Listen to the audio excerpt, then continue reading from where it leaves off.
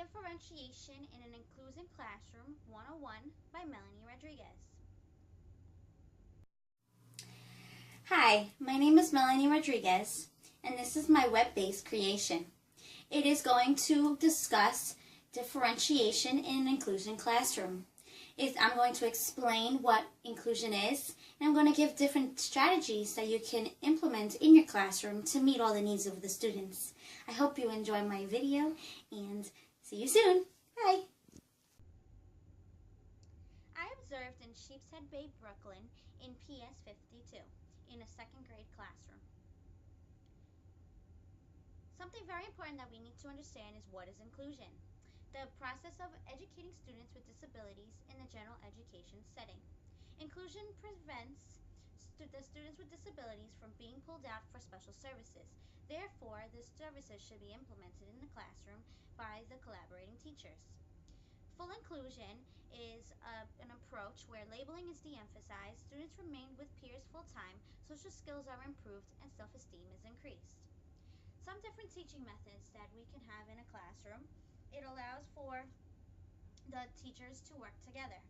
So one way they can work together is inclusion equals co-teaching. Co-teaching is when the teachers collaborate in order to reach every child. So what is co-teaching?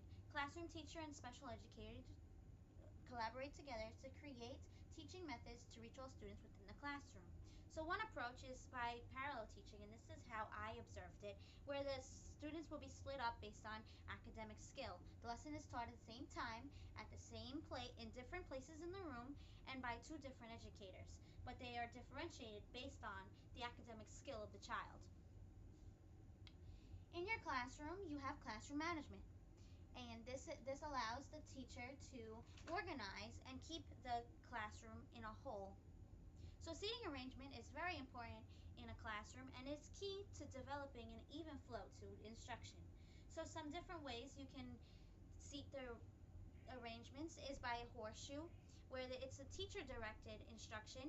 So the teacher's at the front of the room while the kids are surrounding, and she's able to assess. Then you have cluster grouping, where the students are placed in a group, and they have low functioning and high functioning, and they can help one another. So classroom arrangement determines how the room is set up to best meet all the needs of the students. So the way that the classroom is arranged could be by having the main meeting area in the front of the classroom, like you can see in this picture. So the students in general ed in the classroom that I observed were seated here. Then there's a second meeting area in the back of the classroom where the special educator can also do a lesson and have her students with her sitting on the rug. You can have, in order to work with the students, you can sit on crates, and the crates allow for one-on-one attention. So you sit down at eye level so you can help them with whatever activity that they have. And you can also sit on the crates while the other teacher is teaching in order to observe and assess the children while they're working. So the use of visuals is great for differentiation. So there's different ways that you can put the visuals within the classroom to help each student. So the visuals are placed all around the room for accessible resources for students. So there's labels, charts, diagrams, words, definitions, posters. And as you can see the library. It has labels on each one of the boxes, and each of the boxes are of a different category or genre of books. So you have bold letters and a picture on each of the boxes. So if a child doesn't know how to read, he can look at the picture, or they can just see boldly the name of the book. Then you have unit cards. Unit cards are words with definitions and pictures. So this allows the child to know the material for the unit. So there are different learning styles that a child can possess. And the learning styles refer to the way people learn new information. So you can have a visual learner, auditory learner, or kinesthetic learner. A visual learner is a child needs to see the material in order to understand it. So handouts and illustrations help them focus. Then you can have an auditory learner, and the child learns through listening or talking, and the teacher should explain things clearly and give verbal examples in order for them to understand. Then you have the kinesthetic learner, and this is the child who learns by doing.